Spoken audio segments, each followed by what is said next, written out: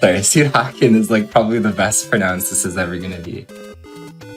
So this is Sutte Hakkun, and it's a Game Boy Color game, which probably not a lot of people have ever seen before. It's actually based off a Satellaview game, and I will do something really quickly, but I am Dave, and this is my girlfriend, Kat Kunuichi, and you can probably talk really quickly, because I'm gonna do something very quick.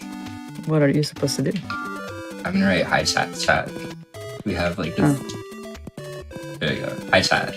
We see you. Well, we have a Mario Paint feature into this fantastic game. Yes, we do.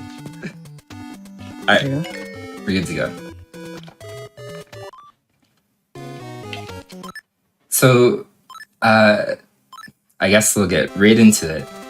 We'll count down 3, 2, 1, go. Timing starts after I say obviously go. So we'll say 3, 2, 1, go.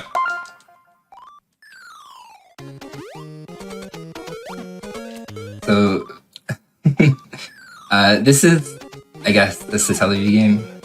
It's actually a Game Boy Color game, anyway, based off the Satellaview game that not a lot of people know about. Maybe you want to tell everybody kind of what's going on here.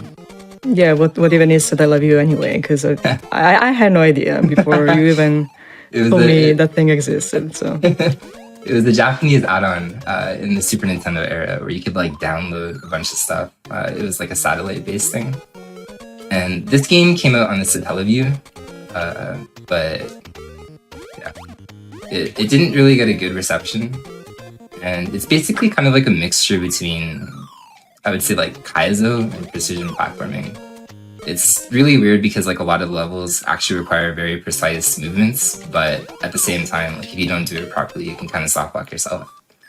It is devilishly hard. The Game Boy version is a little bit easier than the Satellaview, like the Super Nintendo version. But just in general, it moves pretty quickly. The basic idea is you have like these little ink blocks. We don't know the duck's name. We think it's possibly like Suck Duck. That's probably wrong. We'll call him Suck Duck anyway. And yeah, as I said, this moves. Yeah, it could be. It moves really quick. The basic mechanics is there's like these blocks that are invisible that you can't really see because this is a Super Game Boy 2. And there's 3 different kinds of colors. There's red, blue, and yellow. And red moves it up and down, blue moves it left and right, and yellow moves it diagonal. So this whole kind of like category is routed. We don't really use the blocks. Like you'll see this one's supposed to be yellow if you play it on a Game Boy Color, so it moves the block like this. But out of the 50 stages in this category, 49 are routed that you pretty much skip, you know, like a big majority of all the levels and stuff like that. So you don't really see like the intended puzzle solving aspect of this game.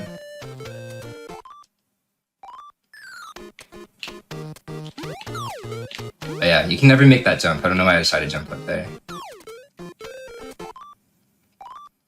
So, in terms of the story that's going on, there's a wizard, and apparently he like attended a festival that this little duck went to, and he stole his staff, I guess. I'm not exactly sure what's going on.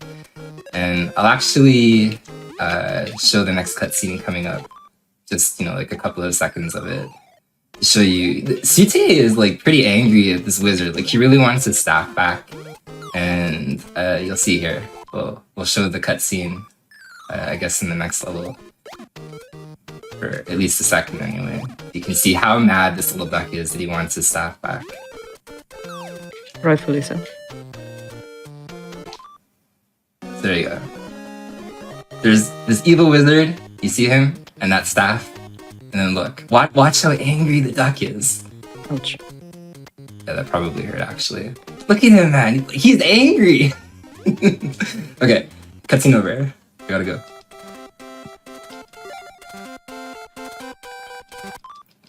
Oh, it's a hummingbird. It's a hummingbird. I saw that in chat. It is a hummingbird. That's amazing. We saw that in chat. It's a hummingbird. So maybe you can talk about like level 3 and 4 specifically, and I guess like leading into 5, because 1 and 2 really isn't super hard for strats or anything like that. Yeah, I guess the first 2 stages anyway, 1 and 2 are, I mean, pretty understandably so anyway, the easiest one, so they move pretty quickly. And stage 3, I guess it's where things kind of get a little bit more complex in terms of puzzle resolution and just platforming too, honestly. So apparently, and I was asked to point this out, stage 3-1, which we just passed anyway, is the only stage which is a night stage. Yeah. So everything else in this world anyway, world 3, is like a dawn kind of setting. So the only night stage is apparently 3-1. And then after that, the sun kind of start rising. And that's what you can kind of see in the background of this stage anyway. So where are we? Like 3-4 maybe, or 3-5? I lost the count of the stages anyway. I actually don't know what they are. Yeah, because you basically only see, and this is also something to point out, I guess, you only see for basically 2 frames at the bottom of the screen when you enter the stage, the number of the stage. So it's like you either have, I don't know, hawk vision or something, or you're going to miss it.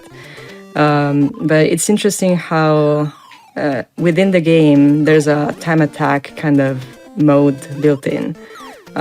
So you're basically, the game is keeping track of how fast you're completing each stage. So that's also interesting. So you can also see not just the stage number at the beginning of the level, but you can also see how quickly you've ever completed that stage, I guess. But that's something it's like a speedrun within a speedrun, so that's interesting. It does actually keep track of like your best times, which is kind of unheard of for a Game Boy Color game back then. I can't think of another Game Boy Color game anyway that did that. Yeah, I mean, that's also something to point out, I guess, because it's basically custom in puzzle games to have some form of time attack mode or something that tracks you, but not in Game Boy games. I'm not quite sure, honestly. So for 1, apparently, and again, this is something else that I was told, literally, to put into the notes, how 4-1 is, again, pretty hard. Apparently, we hate this stage. We don't like this stage. But that's also a reason, because it requires a pretty precise block placement within the wall, so within the environment, so that you can kind of pick it back up on the other side and get past it. This is 4-3, if I don't go wrong. So you're kind of having to manipulate the cycle of these blocks. There you go, see? Oh man, the duck. Good job, duck. Or hummingbird, I'm sorry. Duck. Yes, it's not a duck, it's pretty much a hummingbird. Can we compromise and call him like a humming duck? That's a horrible idea, so I don't vouch that at all. Okay, I'm sorry. No, yeah, that strat was actually probably one of the harder ones in the first 50 levels, where you like wrap around the block like that. So the fact that it's like the test jumps in Batman. Yes. Actually, yes. So the fact we got it first try is good. There's going to be a couple hard strats that I go for, and they're all in Act 4 and 5 in the first 50 levels.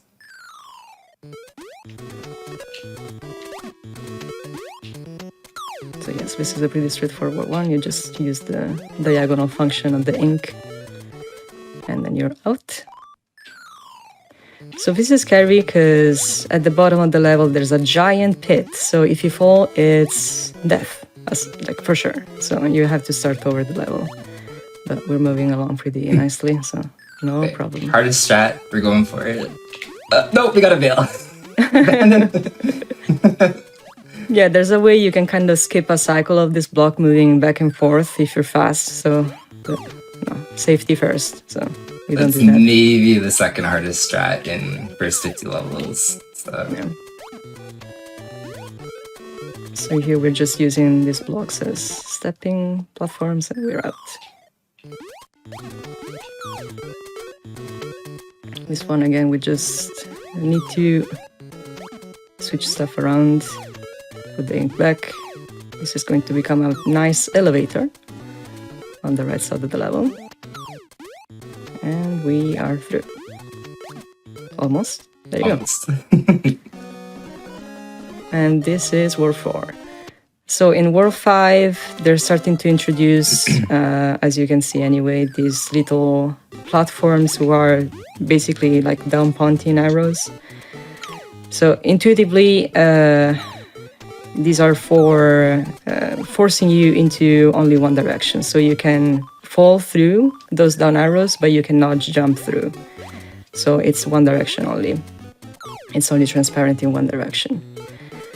So they are quite an inconvenience because further in this world anyway, World 5, there's going to be something that we decided to call burp jails.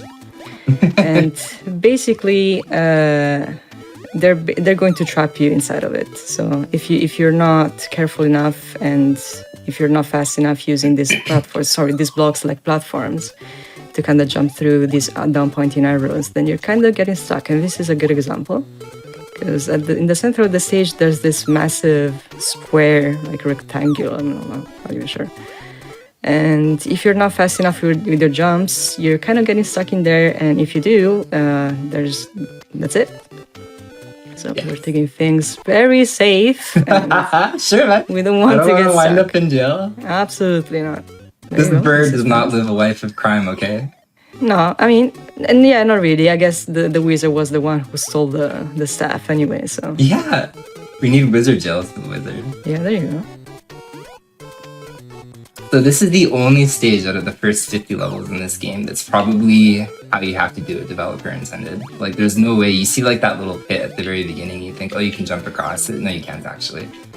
So you're forced to walk, like, this really weird path around there. Oh, we're dead! this is level? another test jump instance. Yeah. It's a very tight jump there. Okay, hardest strat. Can we first try? Do you believe? Yeah, we do. Oh, no! Ah, ouch. Ah. Oh, platform, please. There you go. Oh, oh! Okay, we get it. Fourth attempt, but we made it through. That's all that matters, man. But we didn't die. We made it. That's exactly. We took it safely. We tried and we tried and we tried and we tried, and then we succeeded. That's okay.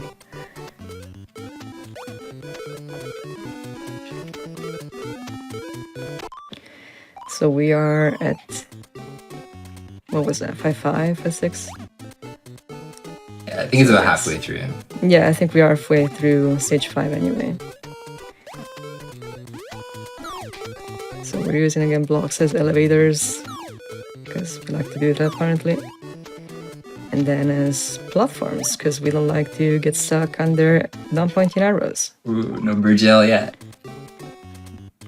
So this level, you can soft lock yourself in like probably 6 or 8 different ways. Like, it's actually pretty ridiculous. The time will come up when we show that time, but this is the final level in 50, so. Yeah, this is a rough one. You require, well, first of all, a good memory, because all these blocks need to be placed exactly in these places and not anywhere else, because otherwise, you, as you were saying anyway, you kind of get stuck, and we don't really want to do that. That's another burp jail instance. In time. No bird jail! So, we escaped bird jail. That's all that matters, man. Unfortunately, this is not the full category, so the wizard escapes with the staff. And we will never know if we actually get the stuff back. Yeah. So, I guess to quickly wrap things up, to put kind of like a little serious note that was on my mind, I actually lost my dad to cancer this September in 2022. So I think my final notes, considering this is for prevent cancer, would be to hug your parents, because cancer comes quick and it definitely doesn't care. And thank you to Kat, my girlfriend, because she's just amazing in every single way. No, but it's okay. Yeah, I think that's it, unless you have final words. So. No, I think we're good.